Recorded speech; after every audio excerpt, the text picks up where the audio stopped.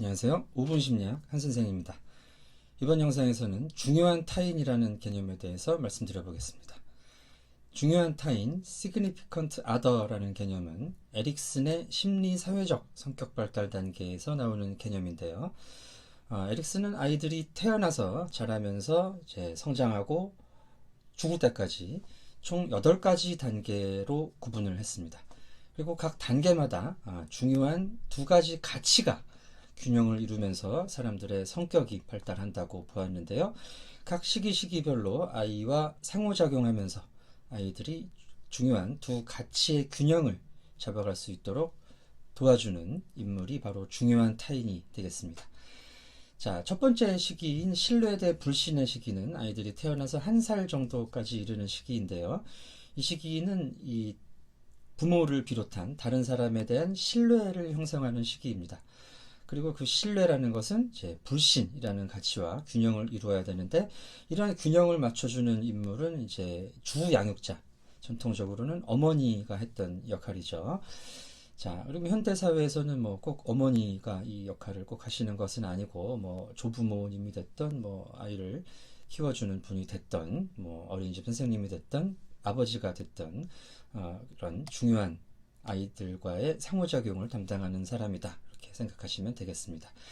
두 번째 시기인 자율성 대 수치의 시기는 배변 훈련이 이루어지면서 아이들이 자기 몸에 대한 통제감을 획득해가는 과정인데, 역시 이 시기의 중요한 타인도 주양육자가 되겠고요. 세 번째 시기는 이제 주도성 대 죄의식이라는 시기입니다. 아이들이 자신의 주도성을 다른 사람들 사이에서 자신들의 주도성을 실험하고 획득해가는 시기입니다. 자, 역시 이 시기에도 약 나이가 한 4살에서 7살 정도 되는데, 전통적으로 이 시기는 아직 이제 교육기관에 들어가기 전이기 때문에 이 시기까지도 중요한 타인은 이제 주양육자가 되겠습니다. 아이들이 효과적으로 주도성을 획득하느냐, 아니면은 그런 일을 하면 안 된다, 내가 이제 규칙이 있고 이 사회에는 이런 경우에는 내가 그것을 하면 안 좋은 평가를 받을 수 있다, 이런 점을 이제 배우는 시기죠.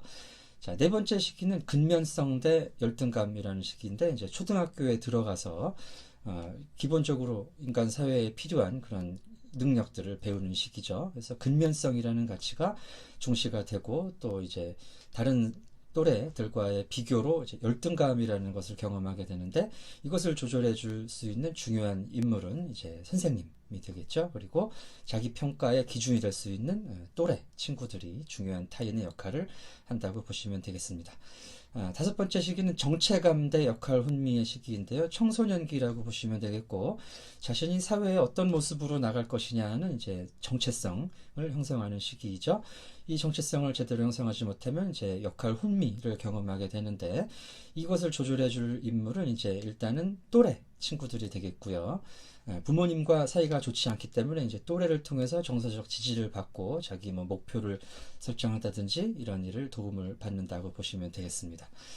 자, 여섯 번째 시기 친밀감 대 고립의 시기는 이제 성인기 초기에 해당하는 시기인데, 주로 이제 배우자를 탐색하거나 아니면은 새로운 사회적 경험들, 직장을 들어간다든지 뭐 이렇게 해서 이제 만나는 새로운 사회적 구성원들과 이제 친밀감을 형성하는 시기입니다. 사회적 기술을 늘려가는 시기다라고 보시면 되겠고요.